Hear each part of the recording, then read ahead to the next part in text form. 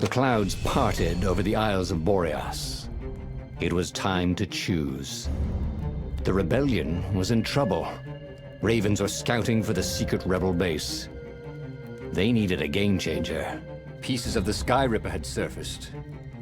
Renato knew that using it could go catastrophically wrong. But he was sure he could figure out how to use it safely. Also, a temple had risen out of empty desert. The Iblis stone was hidden there. It was a dangerous artifact. It could corrupt its user into a bloodthirsty monster. Maybe he could find a way to use it, to take its power without surrendering to its wickedness. And also, his old friend Lapino needed rescuing. Of course, Renato had a pretty strong suspicion that Lapino had betrayed the rebellion, and he had a gut feeling that he needed to use that to his advantage.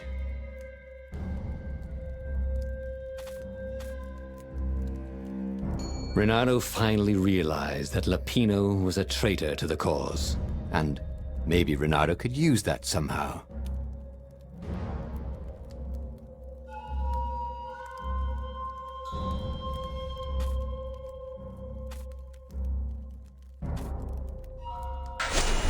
Ah, Lapino. Apparently, the Mad Rabbit had sold a Pegasus that he did not exactly own. Lapino always wiggled out of trouble, given time. But he was out of time. Lapino's frantic message said that the Ravens were going to kill him for being a rebel spy.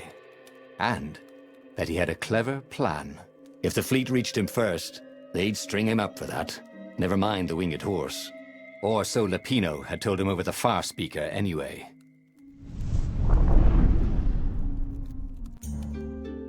Lapino had apparently managed to confuse the judge by arguing that he hadn't actually stolen a winged horse. He'd only sold it.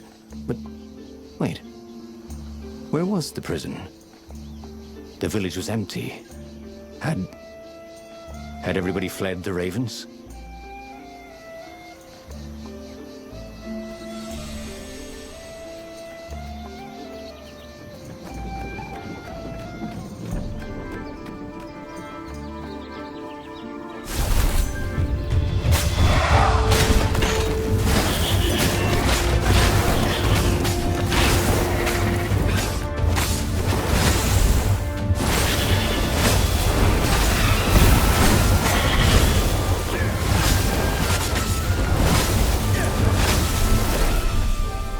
That was odd. Renato had been here, at this exact place, at this exact time. But this time, there were so many more Ravens.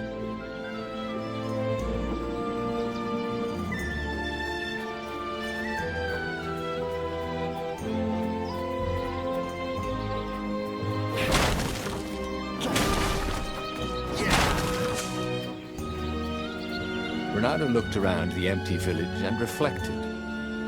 The Sky Ripper had turned out to be far too dangerous to be used. Time to turn to what he knew best.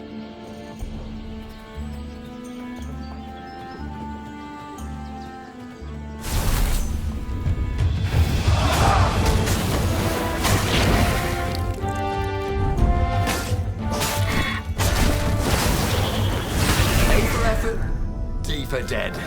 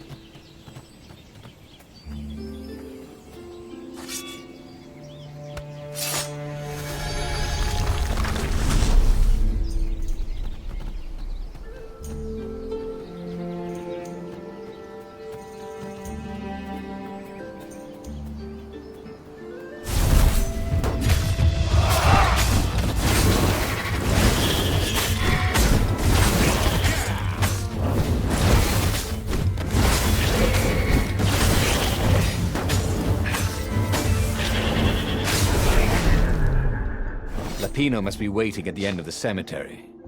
Bernardo wanted badly to confront him for his treachery. But what good would that do him?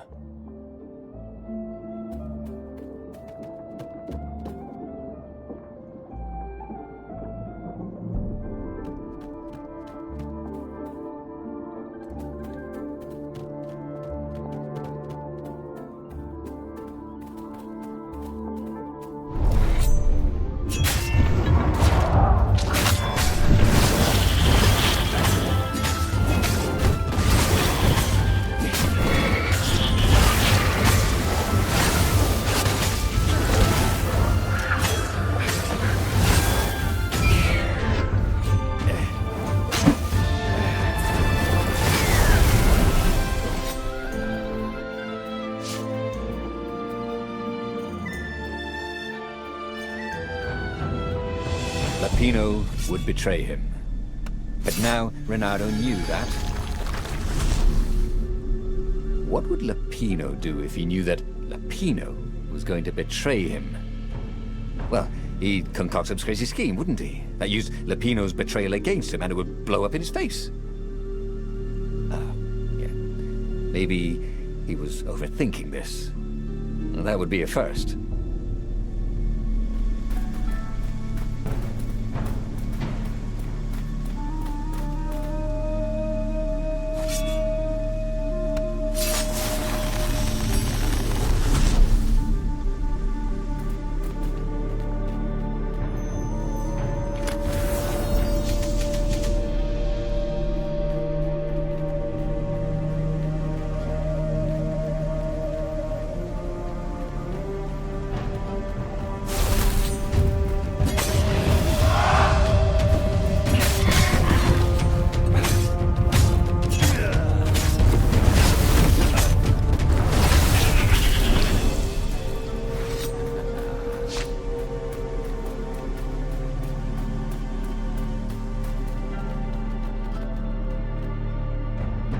Dirty and bloody, Renato finally reached Lapino.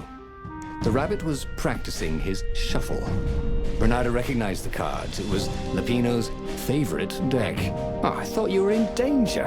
I am. The ravens are coming. Oh, the prison thing. Right, yeah, see, this guard owed me 53 ducats, so we made a deal.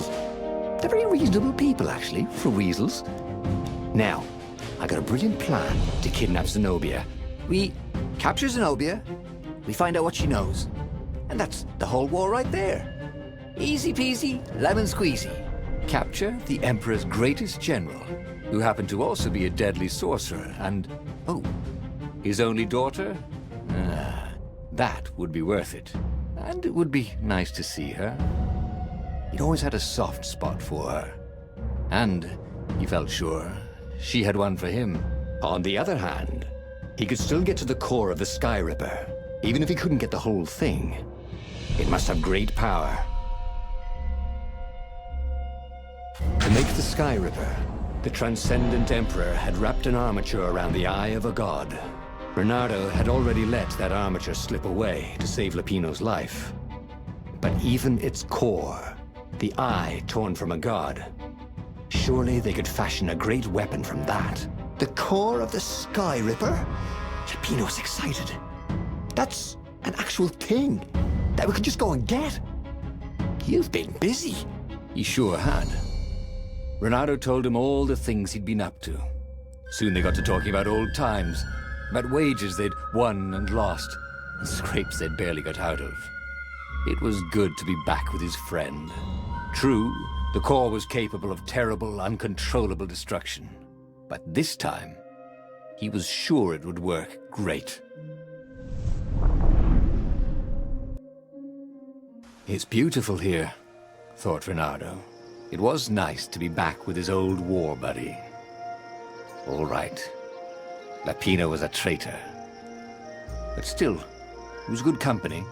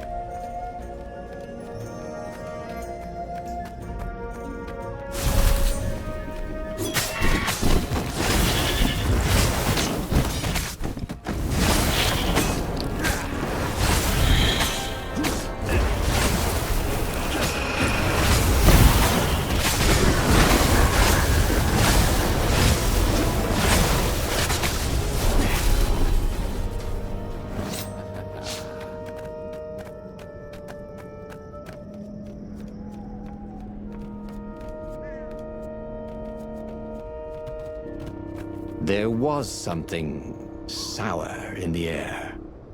Like the earth had ruptured over something that had been fermenting for a very long time.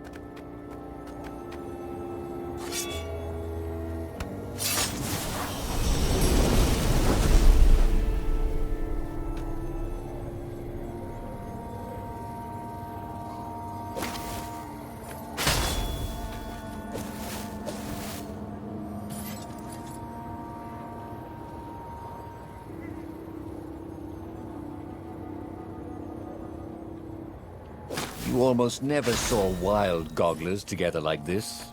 The toads had to train them not to peck each other to death. So these had to be imperial gogglers. That meant ravens were up ahead.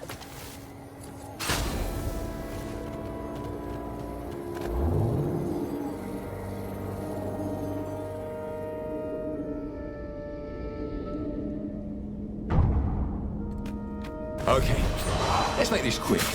I'm on my break in literally 2 minutes.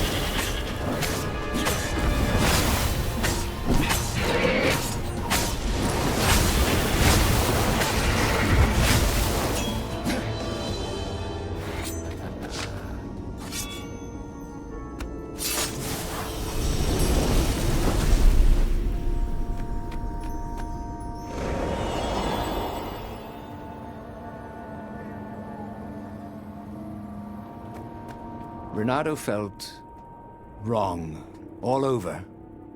He could feel an almost palpable sickness in the air. And if the land could have tumors, they would look like these monstrous crystals. The forest was quieter than it had been. There were insects, but few birds, if you didn't count the ravens. Renato smelled sick animals and dying ones, but no healthy ones. And getting a bad feeling about this, Renato thought. Maybe Lapina was right. Maybe they should have kidnapped Zenobia instead of coming here.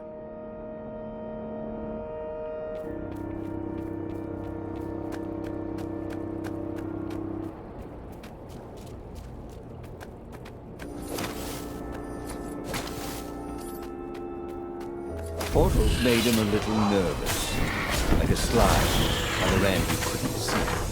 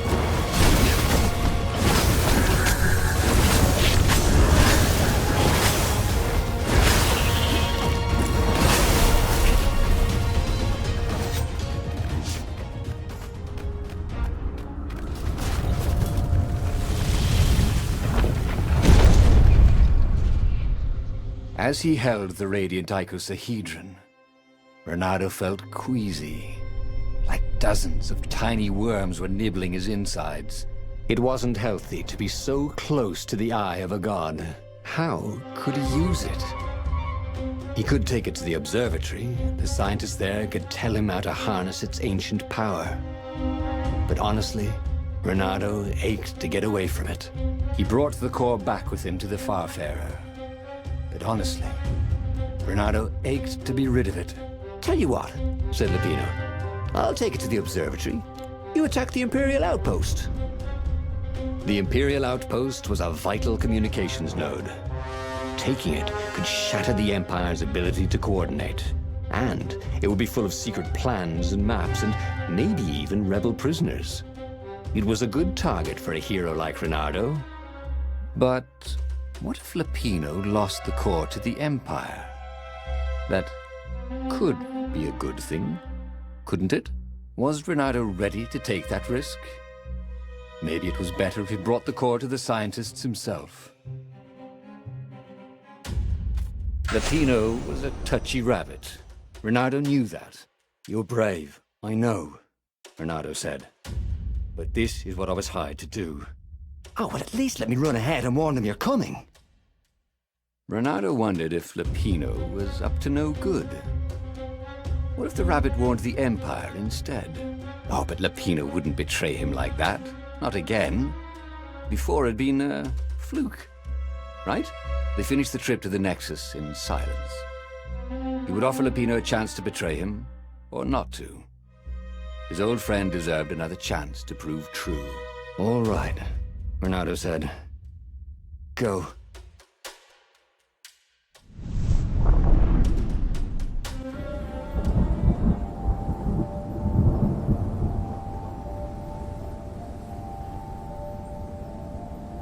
As Renato watched Lupino vanish on the horizon, he could feel nausea building in him. He felt ill. Could his knees really be aching this much? But how could he have handed the core off to Lupino? That was a recipe for disaster.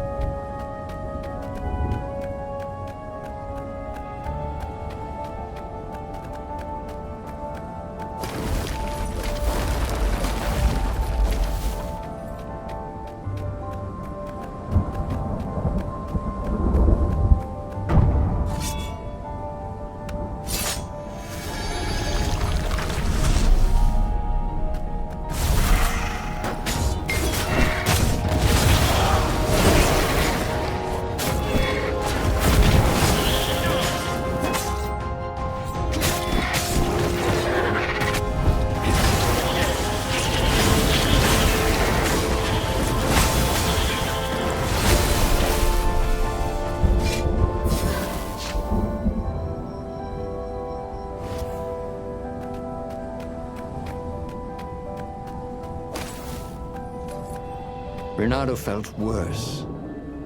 All his joints were aching now. He'd been through beatings that felt better than this. So the core had a kind of poison that could harm you without even touching you. That's new. Well, it had power. The rebellion needed something with power. And how was this any worse than a sword wound? Well, a death by sword was sudden and fair. This was just squalid. A piecemeal death, like old age.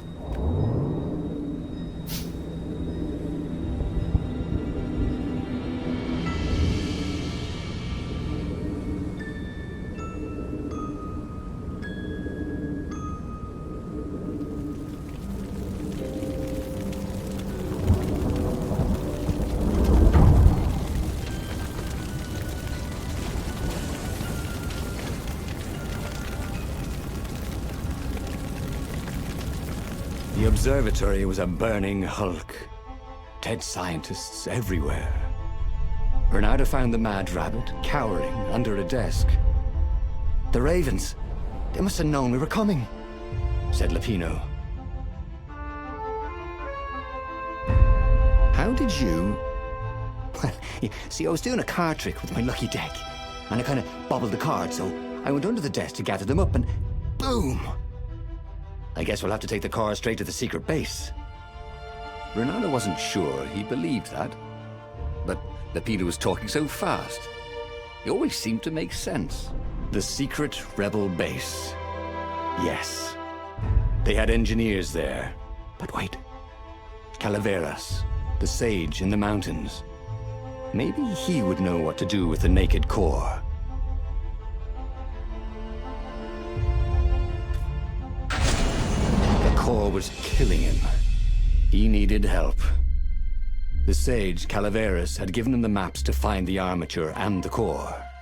If anyone knew the true name of the Transcendent Emperor, if anyone knew how to assemble the Sky Ripper, Calaveras did. If anyone could heal Reynardo and render the core safe, at least to its bearer, surely it was he.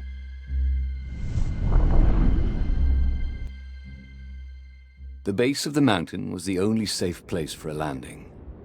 He would have to continue on foot, muscles aching. Calaveras was a scholar, not a doctor. Could he really save Reynardo from the poison radiating from the lost god's eye he was so recklessly carrying?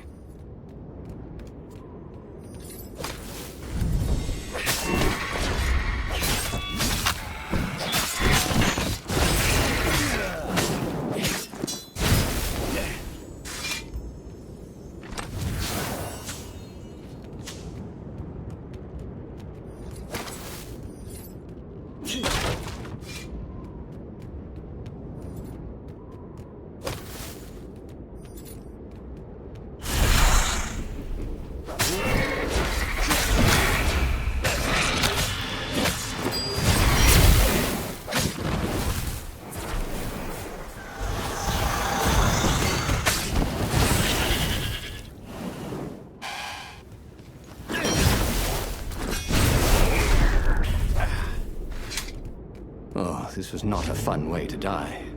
Even if he survived. No one would write ballads about the fox whose knees ached forever, would they? Not unless he paid for it. And he hated paying for publicity.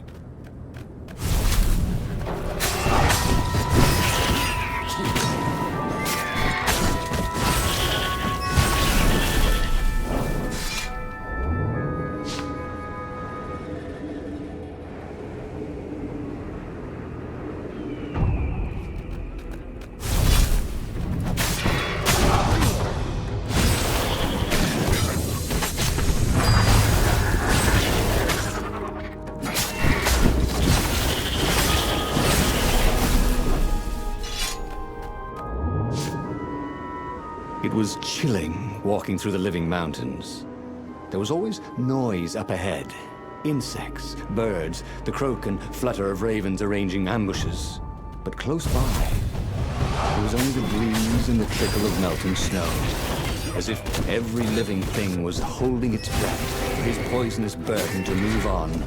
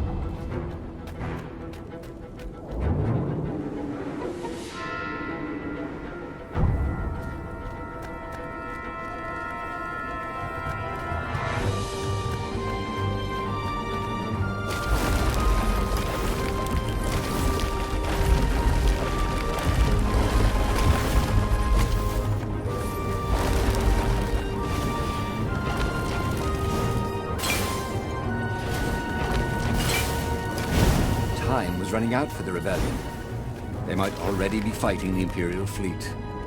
Everything hinged on Calaveras' ability to turn an exiled god's eye into something deadly.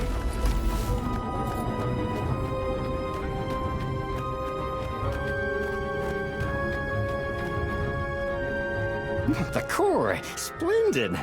Croaked Calaveras. Where's the armature? Right, I was kind of hoping you wouldn't need it. No, I don't. It's just a professional interest. We've got much better prismatics than the old TE ever did. So Calaveras was an arcane engineer. He fussed at the core all day. He wrapped it with silver chains, and in front of it, he placed a huge, round ruby, so that it looked like a monstrous, floating eye. So, what is it? Yeah, I call it the oculum. It's my very first death ray. And it won't poison me? Oh, no, it's completely safe now. Anything I should watch out for? Yeah, try to avoid pointing at any mirrors. As he loaded the oculum onto the Farfarer, Bernardo was a little concerned about Calaveras. People who were utterly sure of themselves, he had found, were either experts or horribly wrong. Or both. But Bernardo only needed to fire the oculum once. He only needed to destroy one ship, the Emperor's ship, and the war was over. Bernardo plunged into the Imperial fleet. He felt the oculum humming. He no longer felt sick. This was going to be fun. Or at least, it was going to be over.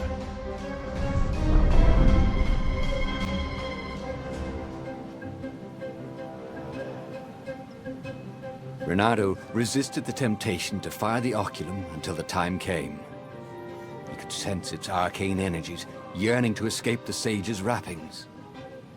But it wasn't eating him alive. So that was a plus. He felt good about himself. He'd saved a friend, he'd helped the rebels, he'd relied on himself, but he'd listened to others. He felt like the right sort of hero. Wise, yet decisive. Calaveras had been so sure it would work. Maybe he could fire it just a few times. No harm in that, right? But only when he absolutely needed to.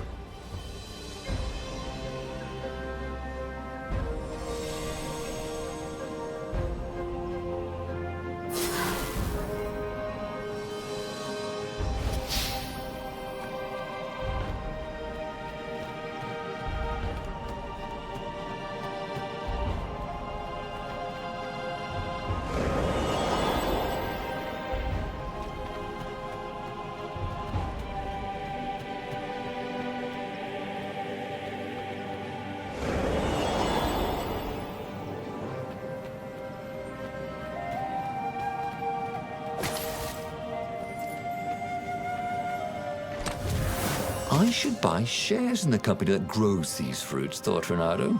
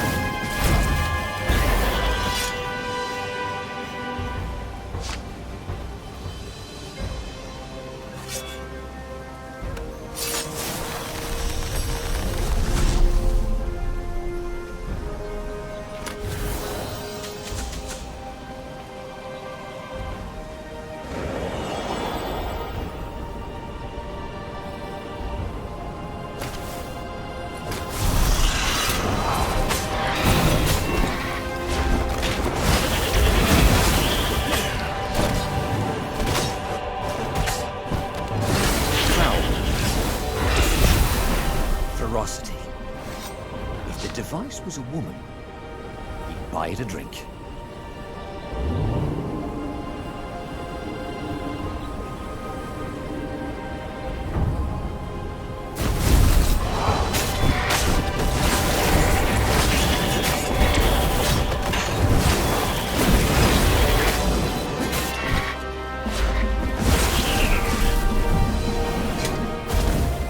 Renado's arm was getting tired. The core was no longer eating at him, but he still felt weak. His stamina was shot. But he had the oculum. When the ravens swarmed him, it would sometimes fire its death ray. It seemed to be warming up too, firing more and more often. Maybe he should let it cool off.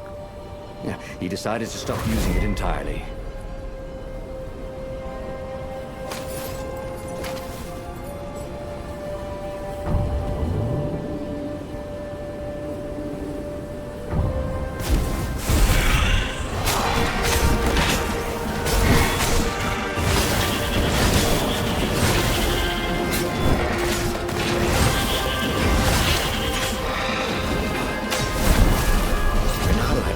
So much. It was time to turn it into something he could use.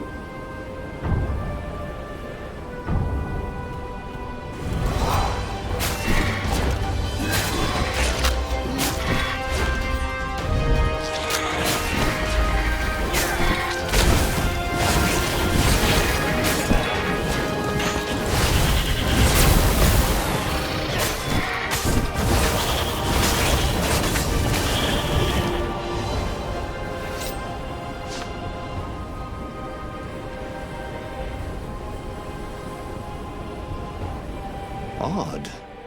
The oculum was still hot to the touch. He almost thought it was getting even hotter. Well, that was ridiculous, of course. Anyway, he'd only to fire it one more time, and then he could chuck the whole contraption into the abyss. And the Emperor's ship was now in range. Renado squinted. He could make out the line of ravens protecting the ship. Zenobia in front, conjuring. And on the deck, yes, that was His Imperial Majesty, pacing in his golden armor. Renado lined up his shot and fired. Caught in the beam, the ship burst into flames. The ravens and Zenobia exploded. The Emperor, too, exploded. Renado waited for the beam to stop, but it only got brighter, and the oculum hotter. Frantic, Renado pulled the oculum towards the abyss. The ruby burst into flames. The shiny metal casing glowed, then melted. That was good. Now the core could cool off, right? Renado ran. The blast incinerated him instantly, along with both fleets. The shockwave could be felt across all Erda. That winter, with neither Empire nor rebels to rule them, the islands slid into banditry. And so began the Second Age of Darkness. Oh, again? But he already had all the secrets he needed. He was sure of that. He must have not used them the right way. What was the best, worst mistake he could make? Probably trusting that traitor Lapino.